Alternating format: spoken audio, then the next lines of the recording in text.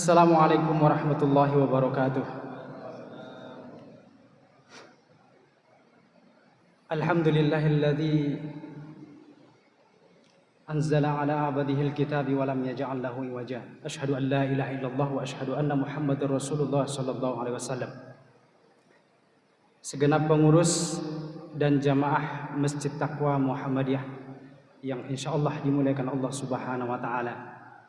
Pertama, puji syukur kehadirat Allah Subhanahu wa taala, salawat dan salam kepada junjungan kita Nabi Muhammad sallallahu alaihi wasallam.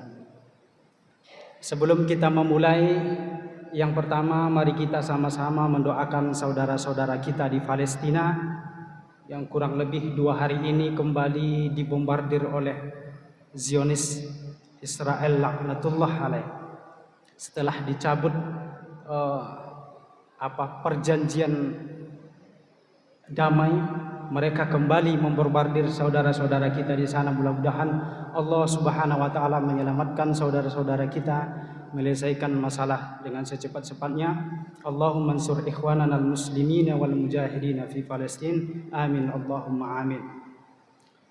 Bapak-bapak, ibu-ibu yang dimuliakan Allah Subhanahu wa taala, para sejarawan memang pernah melakukan penelitian yang mendalam tentang perjalanan dunia ini. Kapan dunia ini terasa paling aman, terasa paling damai, terasa paling setara antara manusia. Dan mereka sampai pada satu kesimpulan bahwa waktu terbaik di dalam sejarah dunia ini adalah 80 tahun atau lebih sejak kehadiran Rasulullah sallallahu alaihi wasallam. Allahumma salli ala Muhammad wa ala ali Muhammad. Sekali lagi, waktu terbaik di dunia ini adalah 80 tahun atau lebih sejak kedatangan Nabi Muhammad sallallahu alaihi wasallam. Alasannya sederhana, cuma satu. Karena Al-Qur'an. Al-Quran mempengaruhi umat manusia pada saat itu. Fisik mereka, jiwa mereka, ruh mereka terpaut dengan Al-Quran. Hak-hak Allah ditunaikan, yaitu untuk disembah dan ditaati. Dengan bimbingan Al-Quran, manusia pada saat itu tahu apa yang diinginkan oleh Allah daripada mereka. Mereka tahu hak-hak manusia yang lain kepada diri mereka sendiri. Bahkan mereka mengetahui hak-hak alam ini, bahkan hak-hak hewan kepada mereka. Dengan Al-Quran, seorang pendaki gunung misalnya, atau seorang pecinta alam, ia akan ragu melakukan perjalanan kalau tidak ada petunjuk, kalau tidak ada peta, tidak ada kompas. Maka bagi kita sebagai seorang muslim, Quranlah sebagai petunjuk, Quranlah sebagai jalan, sebagai peta, sebagai kompas menuju akhirat. Dialah yang akan mengantarkan kita dengan aman menuju Allah Subhanahu wa taala. Quran adalah jalan menuju Allah Subhanahu wa taala. Quran adalah cahaya yang akan menyinari hati-hati kita dari kegelapan, kebodohan, kemusyrikan, kemunafikan dan lain sebagainya. Quran memberikan jalan bagi kita untuk merasakan kebahagiaan baik di dunia dan di akhirat. Beberapa hari yang lalu ada di Kupas di Tempo hasil riset Komisi PBB.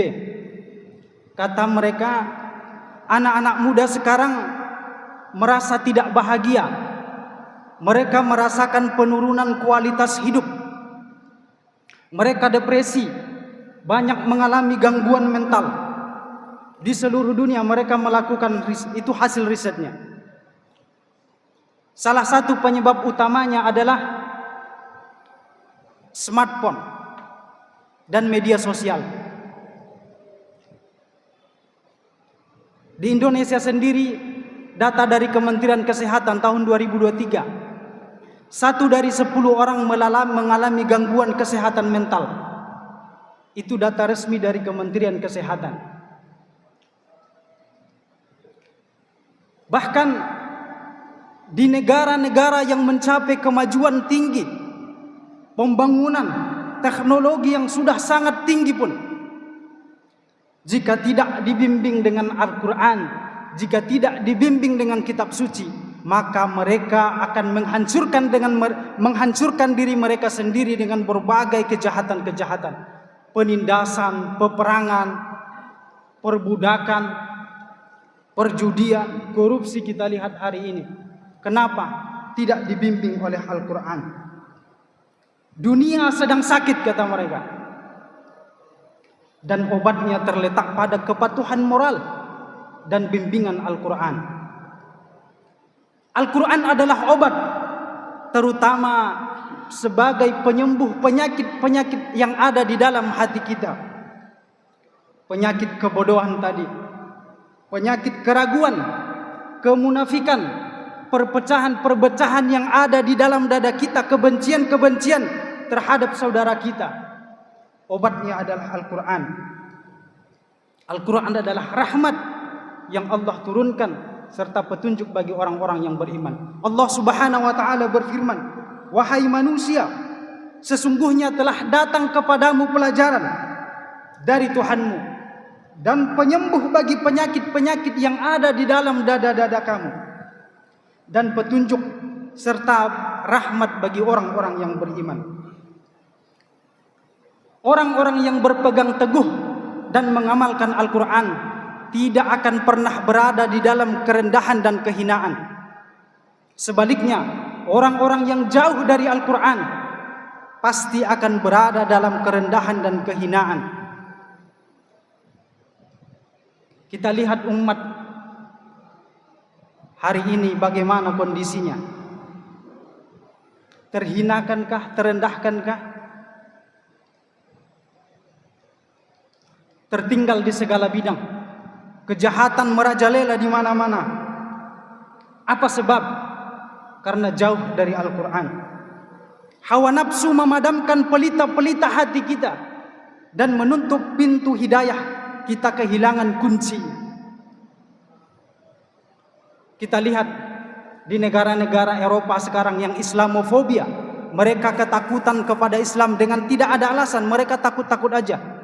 Kalau ditanya apa alasannya mereka takut, tidak ada takut aja. Islamofobia, takut yang berlebihan tanpa alasan yang jelas. Mereka atas nama kebebasan berekspresi, atas nama hak asasi manusia, human right, mereka melakukan aksi menginjak-injak Al-Quran, bahkan membakar Al-Quran. Tapi kita lihat, Allah Maha Kuasa, kita lihat akhir daripada mereka orang-orang yang melakukan itu. Terhina. Kita kenal beberapa waktu yang lalu Salman Rushdie yang menulis Satanic Verse, ayat-ayat setan. Dia melakukan penghinaan terhadap Islam. Bahkan sampai Iran mengeluarkan fatwa menghargai kepalanya. Akhirnya apa yang terjadi? Dia hidup dalam ketakutan dan persembunyian. Begitu dia keluar muncul di depan umum, orang yang tidak kita ketahui membacoknya beberapa kali. Belum lama, belum nyampe setahun, beberapa bulan yang lalu, Salwan Momika namanya. Dia melakukan beberapa kali tindakan pembakaran Al-Quran di media sosialnya. Terakhir dia melakukan live di media sosial. Apa yang terjadi? Orang yang tidak kenal menembak dia sampai mati pada saat dia melakukan live membakar Al-Quran. Baru-baru ini juga saya lihat, ini rata-rata di Eropa semua. Dia ingin menunjukkan kehebatan diri, ia ingin melakukan atraksi. Dia bakar Al-Quran, ia masukkan bensin ke mulutnya, ia mau tiup api itu. Biasanya kan kalau kita minyak tanah dimasukkan, ini dimasukkan bensin, langsung terbakar mulut dan wajahnya. Begitulah akhir daripada orang-orang yang menghina Al-Quran. Bapak-bapak, ibu-ibu yang dimuliakan Allah Subhanahu wa taala. Dr. Gary Miller, seorang misionaris di Prancis, seorang yang sangat cerdas, pintar, tetapi alhamdulillah akhirnya dia masuk Islam. Dia mempelajari Al-Quran dengan niat untuk mencari kesalahan-kesalahan Al-Quran. Dia iseng membaca. Tujuan dia ketika ada kesalahan itu, maka itu alasan dia untuk mengeluarkan orang dari agama Islam, memurtadkan orang. Namun begitu dia baca, ia baca demi lembar, demi halaman, ia terkejut. Sampai ia mengatakan, saya tidak menemukan satupun yang salah di dalam Al-Quran, kata beliau. Bahkan kalaulah seandainya seorang Muhammadlah yang menulis Al-Quran itu, kalaulah Al-Quran itu datang dikarang oleh Muhammad, maka tidak mungkin dia bisa menganalisa, membuktikan bahwa Al-Quran itu ditulis 14 abad yang lalu, sejak tahun 7 Masehi. Hari ini bisa dibuktikan dengan ilmu pengetahuan modern. Apa yang disampaikan oleh Rasulullah sallallahu alaihi wasallam pada 14 abad yang lalu, pelan demi pelan, satu demi satu bisa dibuktikan dengan penelitian-penelitian ilmiah. Bahkan terakhir ini Bapak Ibu sekalian, yang membuat dia yakin itu ketika dia membaca tentang sejarahnya Rasulullah sallallahu alaihi wasallam dengan Abu Lahab. Abu Lahab itu adalah orang yang sangat benci kepada Rasulullah sallallahu alaihi wasallam, dengan terang-terangan menyatakan permusuhannya kepada Rasulullah dan Islam. Tetapi Allah di dalam surat Al-Lahab itu, 10 tahun sebelum Abu Lahab meninggal, mati, tewas, Allah turunkan surat Al-Lahab. Surat itu menyatakan bahwa Abu Lahab itu adalah dipastikan mati, terlaknat dan masuk ke dalam neraka. Jadi dia berpikir seolah-olah Rasulullah sallallahu alaihi wasallam memberikan waktu kepada Abu Lahab. Seandainya Abu Lahab mau dia berbohong, karena selama ini dia sangat membenci Rasulullah. Dia mengikuti Rasulullah kemana saja ia pergi. Ketika ada orang yang berbicara kepada Rasulullah, maka ia akan lihat sampai selesai mereka berbicara. Setelah selesai berbicara, ia mendatangi apa yang dikatakan oleh Rasulullah. Kalau A kata Rasulullah, maka dia akan bilang B. Kalau hitam atau putih kata Rasulullah, maka dia akan bilang hitam. Pokoknya asal berbeda dengan Rasulullah sallallahu alaihi wasallam. Tetapi ayat tentang surat Al-Lahab ini, Allah kasih kesempatan kepada 10 tahun sebelum Abu Lahab itu mati. Allah kasih kesempatan Abu Lahab untuk menyatakan bahwa dirinya lah, misalnya seandainya pun dia pura-pura masuk Islam, dia bisa membantah apa kata Rasulullah, bahwa ayat Al-Quran itu bertentangan dengan apa yang disampaikan oleh Rasulullah. Seandainya dia pura-pura saya telah masuk Islam, berarti apa yang disampaikan oleh Muhammad tidak benar, bahwa itu yang dikarangnya. Ayat Al-Quran itu berarti tidak, saya menyatakan diri sebagai Muslim katanya.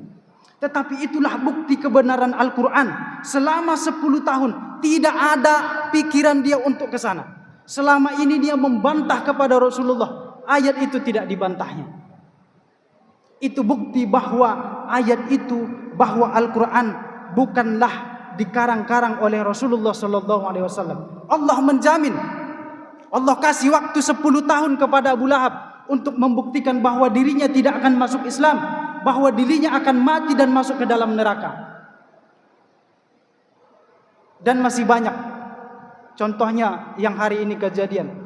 Di dalam Al-Quran itu kan disebutkan orang-orang yang jelas permusuhan kepada kamu itu orang-orang Yahudi. Sekarang kita lihat sudah 14 abad sejak Al-Quran itu turunkan, nyata permusuhan orang-orang Yahudi itu kepada orang Islam. Maka sebagai kesimpulan bahwa Al-Quran banyak berbicara di sana tentang ilmu pengetahuan, tetapi Al-Quran bukan ensiklopedia ilmu pengetahuan. Al-Quran banyak berbicara tentang sejarah-sejarah masa lalu, tetapi Al-Quran bukanlah buku sejarah, tetapi Al-Quran adalah wahyu Allah Subhanahu wa Ta'ala yang diturunkan kepada umat manusia sebagai petunjuk, sebagai rahmat bagi orang-orang yang beriman. Wallahu a'lam bishawab. Wassalamualaikum warahmatullahi wabarakatuh.